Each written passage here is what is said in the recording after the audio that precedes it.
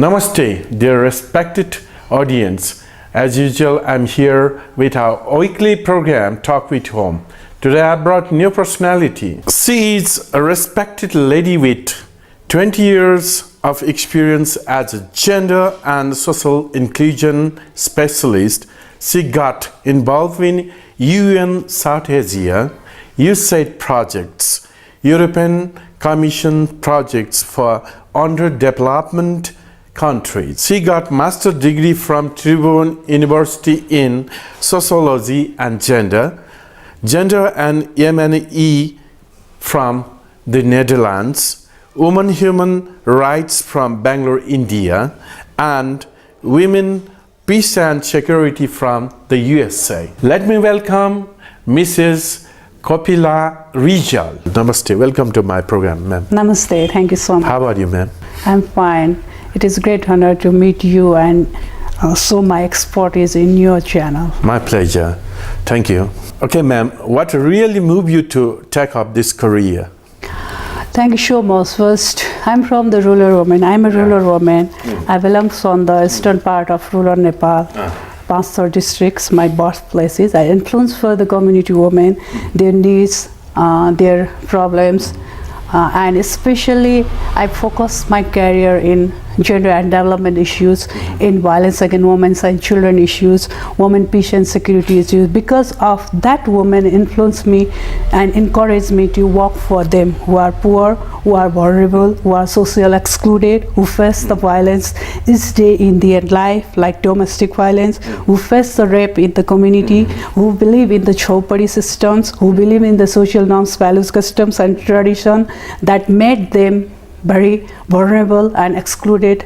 So I feel that I have to move my career in this field. How much satisfaction do you get while doing something for very underprivileged women and children?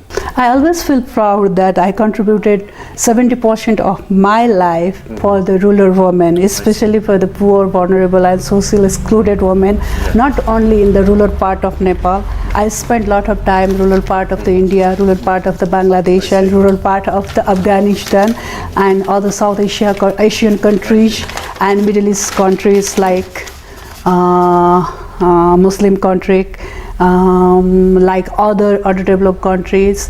So I feel lucky, and being a woman and especially being a rural woman of this country, I always feel proud that I contributed myself for the upliftment of such kinds of women, children and excluded population who really need the empowerment, who really need the access of their rights, and who really need to live their identified life, and who really need to adjust the women human rights agenda and their agenda in the national level and international level platform also. So I'm trying to reach out to implement the CEDAW, Convention on Elimination of All Forms of Discriminations and against women and children, who ratified by the underdeveloped countries like Nepal. Then I'm trying to localize such kinds of international conventions and governance in the rural part of the country, to link up with the local government, to link up with the province government, to link up with the community women's, mothers groups, single women groups, community forest users group, like that.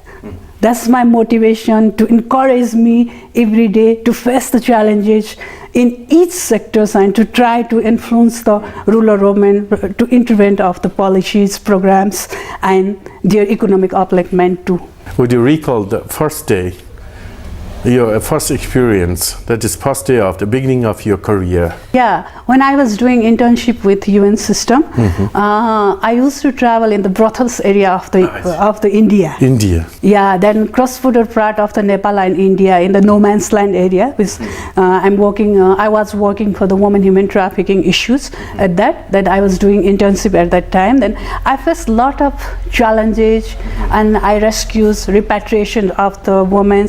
I worked with the sex worker alliances who already sold in the brothels and all. Then I established the sex worker alliances in the Southeast. At that time, what I feel that I'm also a woman and they are also a woman, but why differentiation between them and me? So I'm trying to make them, I'm trying to mainstreaming them to adjust their issues in the policy program, laws, legislation, international instrument, like that. That's my influential challenges that motivated me also. That might then I made fed up at that time when I work with the brothel women, when I work in the cross-border area in the rescue and repatriations mechanism. At that time, I faced very challenges. I did not sleep every night. Then even I kidnapped in the Maoist insurgency time from the brothels area. From the border area. You were kidnapped? Yeah, from the border area. At that time. By whom? In the insurgency time by the Maoists. Maoist, I see. Yeah. Then what I found is that being a woman, facing the challenges. For what reason? You were doing only the best things over there in no man's land. It's a political insurgency time, so it's not the blaming factors of anybody. It's the political insurgency time, and as you know, the political insurgency time, whatever can be happen at that time. You might have become emotional. Yeah, I felt very emotional. I have some kinds of psychological problem at that time. I need some kinds of counseling when I work in the brothels area, or when I work in the cross-border area in the rescues and repatriations. Then, especially when I kidnapped in the insurgency time, then I need some kinds of counseling. For how many days you were taken as hostage? It's 10-15 days. Who released you? From the Nepal security. Okay, ma'am. Do you think enough support and motivations have been provided for the betterment of empowerment of Nepalese women here by all the stakeholders and on behalf of the government? Yeah. So after the peace process, especially we have to link up the women empowerment agenda and women peace and security agenda with the peace process. After the peace process, there are lots of changing mechanisms and there are lots of policy programs made for the women, children and vulnerable population especially. But there are more than 32 large and policies already developed by the Nepal government, and even constitution had also declare the 33% representations of women in all sectors. A kind of reservation. A kind of reservation. We have a Gender Equality Act. Then we have already amendment the Gender Equality Act. We have a Sexual Violence Act. We have a Human Trafficking Act. We have a Safe Migration Act. Lots of acts, and we have already ratified the CEDAW. We are the member of the UPR. We are the member of the UN strengthening body. Then we can go in the global movement then we can take up our women human rights agenda. But we have lots of policy program interventions levels. Then we have lots of budget and programmings in the province level and local government level also. After the establishment of local government and after the establishment of the province government, we directly implement the UNHCR resolution 1325, 1820, SDG, Sustainable Development Goal. Then we set the kinds of mechanism in the community level, province government level, national level, as well as we can take our women human rights agenda in international level, because I'm dealing for the global movement also for the betterment of the women. So we have lots of things, but the challenging mechanism we can say in the implementations level. The implementations is very lack. First 5 years local government, they have provided lots of opportunity for the upcoming local government, because we are in the election scenario now. Yeah. Then 5 years federal government and 5 years last budget provided us lots of opportunity for the upcoming 5 years. Then 5 years province government experiences have been provided us lots of opportunity for the upcoming 5 years province government. But looking of the economic scenario of this country and looking of the international relation, we have to tie up the international relations and development aid in this scenario, because we are the underdeveloped countries. Yeah, really. We have to depend with India and China. We are middle of the India and China. Without dependency, though, what is our dependency ratio and what is our economic upliftment ratio for the gender and inclusion issues? We need the equilibrium point to upliftment of the women, children and vulnerable population from the economy. So now I want to back in the policy interventions level that we need a strong economic policy now, which we should implement in the local part, like tie up with the local government. Then we need some kinds of governance, some kinds of understanding, and some kinds of memorandum of understanding with development aid and development partners to upliftment of the women, children, and vulnerable population. And same thing. Violence is happening day by day, then increasing day by day also. So for violence part also we need the strong implementation mechanisms of the policy.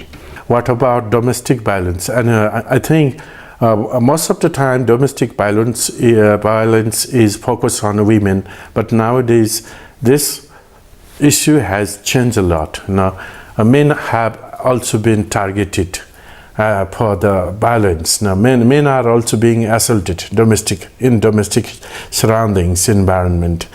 How do you support this idea? Yeah, especially looking at the progressive way of the underdeveloped country in the gender and social inclusion issues, then especially for the women human rights issue, we should tie up with the violence issues. Violence is the key component. Without working for the violence and without implement any kinds of thing and without policy, we cannot reduce the violence. But looking at the increasing way of the violence in Nepal, not only Nepal, in South Asia and Middle East also, especially in the underdeveloped country, what we found is that we need the prevention and protection mechanism strongly. Then after that, we need the reintegrations mechanisms as well, because in preventive model there are two models. If the violence is going in increasing way, that will be also a part of the empowerment, because women want to expose their domestic violence because of our work in the community. We influence the women's group, we influence the children's group, we influence the schools teachers, we influence the community interventions group, we influence the concerned stakeholder who are working for the violence, one thing. And second thing, the exposing part of the violence is women also empower themselves because of our advocacy, because of the government mandate, because of the legislative provisions in the local levels and the province government level in the context of Nepal. But what I'm saying is that males are also made victims. I want to tie up the safe migrations mechanisms, violence part here, because especially men are violated at that time if we raise the issues of migration. Most of the most of the youth populations migrant these days in Gulf country in Nepal. No? So women are alone in the home, and their children are alone in the home, and men is working in the abroad in the Gulf as a third grade human resource. You know. Then what is the memorandum understanding between sending and receiving country is that if your son is a first grade engineer from the country, but he is receiving the salary in Gulf country like a third grade human resource. That's the backdrop of the memorandum of understanding from the government side. In another part, that woman, his wife and his children also become vulnerable from their relatives, from their other friends, and from their man also. In another part, in the name of the violence, that migrant's wife also become violated because his wife maybe the extramarital affair, or his wife or some person want to make violated to her, want to make blackmail to her, and take her all properties that's earned by her husband. That's the part men can become violent.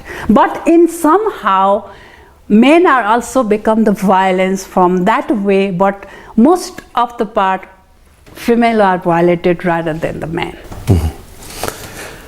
As a woman, while working in a team with males, have you ever felt any kind of differentiation, discriminations? And I've heard that even for the same post, same responsibilities, the salaries will be made different. Yes. It's a very genuine question. Yeah. For the underdeveloped country, Yeah. I face lots of time, but not in the name of salary. In the name of the team, I face as a team leader. If I'm a team leader, I'm working for the 9 countries, and then I'm a team leader. Then the same kinds of professional men also try to dominate me. But my experience. That is gender ego. Yeah, it's a general ego. Yes. Even it's a patriarchal. I want to say it's a patriarchal thought. Yes. Yeah. Male dominant society. In midnight, sometimes we have a meeting. Just frankly, I want to tell. Sometimes we have a meeting around 1 a.m. Nepal time. Then we have to sit with New York. New York office or DC office or some other global part of the country. At that time, I'm a woman. I have children. My daughter used to sleep around 9 p.m. In the evening because we have a morning school. Nice. Then after 10, I used to sit in the meeting online meeting with him. But there is a man who already finished his morning walk, who already finished his breakfast, and if he want to compromise me, he had to call me at his evening time and my morning office time. Your convenient time. In my convenient, if he's a gender friendly. Yeah, social responsibilities at home as well. Yeah. As a mother. As a mother, I have children. A holy mother. As a wife, maybe being an Asian woman, as a wife, maybe I have a responsibility for my husband. I have a responsibility for my in-laws. Yes. At morning, I have a responsibility to worship my puja room at morning. Sure. So such kinds of discrimination we used to face. Would you tell our audience, basically women, how to protect themselves? How to stand up for their rights without any fears, please? Be bold for change. Yeah. Be positive always. Men are also your friend, but try to deal with them positively. Positively, yeah. Yeah. And don't hesitate to expose your violence in your social life, and don't hesitate to do your duty for your family, for your children, and for your social atmosphere, but don't lose your identity being a woman. And in the name of success, don't give up your hope, and don't take the different way that in the name of success that maybe make you many kinds of failureness, and that you may face many kinds of failure in such kinds of success. So be bold for change, don't leave your hope, and make a good man friend in your social life. Nobody touch you in your, then nobody see you in the bad eyes. If somebody see you in the bad eyes, try to show your good eyes to them first and take action. Eyes are good philosophy and good human beings. I think every woman is God gifted this quality. She knows the meaning of the look of a male, the meaning of the very touch of a male. Is it true? I don't think so. She can define whether the look is good or evil. I don't think so. My beautiness is for me. My red tikka is for my beautiness and my smartness. My lipstick is for my beauty. Psychologically, a woman can understand, I think, the difference between good and evil look and touch. We have to define for the two things. One, biological matter of the differences between men and women, and one, social matter of the differences between men and women, especially in the Asia. Then being an Asian woman, if being an Asian woman and being a married woman, if I wear pote, tikka and sari, that's for my beautiness, that's for my husband. But Hindu religion define different thing for the sindur, pote and tikka. That's symbol of manism, not a husband manism. I want to say in easy word, symbol of manism. But what I want to define is that respect your culture, respect your religion, whatever you are from, in whose religions you are from, no matter on that. While I was working in Afghanistan, I used to wear the burqa. Burqa, yes. Then my beautiness saw in my nails and legs because nobody can see in my face. Yeah. When I'm working in Nepal, India, Bangladesh, other parts, I used to wear the kuta shural. Then my beautiness see in the face and somewhere. But as a woman and as a working woman, biologically, people define differently for the man and woman. But socially, I want to define myself as my beautiness is for me. If some men want to see my beautiness and want to be happy, that's maybe inside my home or that may be inside my room, but that's not for the outside of the world. Nowadays, this is very fashionable word, honey trap, this phrase, right? And many males are made victims by some very tricky women. One is, another is divorce case. Many women are just using this as a weapon to make to put someone into honey trap, get married, and after some months and years, what happened? Filing the divorce case for the property, half of the property. Don't you think this is really very, very bitter parts of the society nowadays, modern society? Yeah, it's a very critical issues these days in South Asia, not only in Nepal. So, what I want to tell in this... In Europe and America also, I think. Yeah, it's horrible in Asia. That you call gold diggers. Gold diggers. Yeah. So, what I found is that in Europe, especially last I was in Brussels, what I found is that European Commission developed one kind of mandate for the honey trappers and all. Then they try to intervene that mechanisms to some of the ACE countries. The experience, what we found is that cybercrime, strong legislative mechanisms and its burning issues of the violence. We should also have a strong legislative mechanism for the men, especially for the honey trapper and all. Regarding your queries on the divorce cases, yeah, there are two parts. One is in the name of the employment. Some of the people take some woman as a registered marriage and all, then they get registered, then after some month they got divorced, especially in the Europe case and Australia case also, and some student also take such kinds of way. So what I want to tell in this stage is this is very burning issues. Then it's a critical issues also for the men and women in somehow also. So we need to develop strong mechanisms in tie-up with security sectors and in tie-up with other stakeholders. I cannot say anything in this stage for this. Let's talk very openly on one another issue, that is sometimes some males are just accused of being impotent, right, and not being able to have that sexual relationship. But in fact, the doctors say that some women are also impotent, mentally and physically. Yeah. Do you agree or not? But males are never found just filing the case against their bed halves for that reason. Yeah, these cases are burning cases also in the country. It's burning cases. Some cases we found when I have done some of the study with some of the violence agencies, that I found men are also file the cases for the divorce and all. In more than 5% male file the divorce cases and they are victims also. But what kinds of victims they are facing, they cannot expose themselves. And they have some kinds of psychological problem, depressions, alcoholic and all. So we should think two-way. But if we are thinking about the woman 80%, then definitely we have to think for the men rise in 20% in the ratio. Okay, ma'am. In the society, we better know the win-win situation, win-win policy everywhere. In politics also, society, everywhere, in every sector.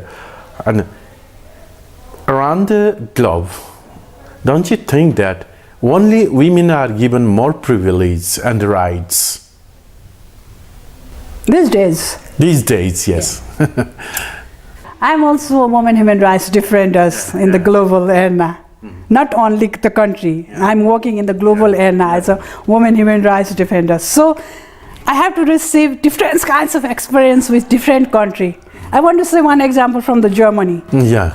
Most of the male couple want to stay in the living together relationship rather to got married, married yes. and all, because of the property rights. I think this one is to be adopted in our society as well. Just I want to tell my example, just my example. Maybe that's not true. Yeah.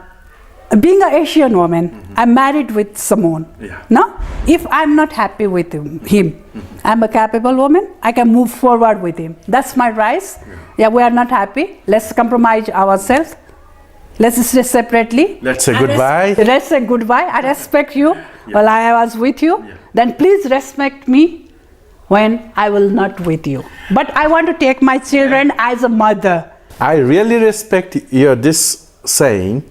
Yeah. I respect you. In return, you respect. Just I'm sharing you example. I respect such a woman with intelligence, intellectuality. But I want to tell another one bad incident. I'm an Asian woman. Yeah. I'm an uneducated woman. I don't have parents in, means my parents passed away. Things will be different there. Things will be different there. Definitely. Such woman got the violence from his husband. Then she can claim. She has to go through lot more compromise. Compromise it. So let's categorize the woman. Let's categorize the country. Let's categorize the people. Let's categorize the main system. Let's categorize the cultural norms, value, custom, traditions, and superstitions mechanism for the woman also. Then let's define the divorce. Mrs. Rijal, thank you very much for your presence here. But before we say goodbye to our dear respected audience, would you just give in brief few positive vibes to the youths? Yeah, youth are a role model. Youth should be a role model. Youth can make many changes in country, in global, in especially in community. So youth mobilization is the key component we have to enhance in each sector, not only the development sector, not only the policy sector, in every and each sector. So let's think for the youth, but I want to suggest youth, don't go fast. In my younger age, I was working with brothels women. In my younger age, I was working in the cross-border no man's land area of the Nepal, India and Bangladesh. In my youth age, I got married. In my youth age, I have done lots of struggle in the community, but the achievement that I'm working in the global arena. So be positive, be patient, develop your quality first rather to go in the quick way. And especially I want to suggest the youth women who are very energetic, who are very talented, and who are such trying to doing and motivating people from their hearts.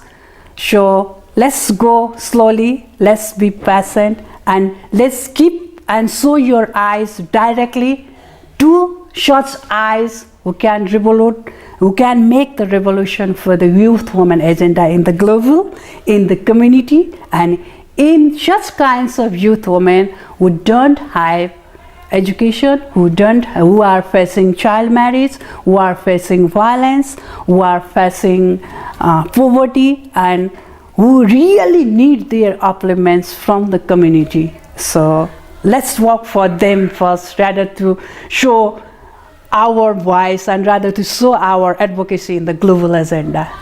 All right. Thank you very much for being with us.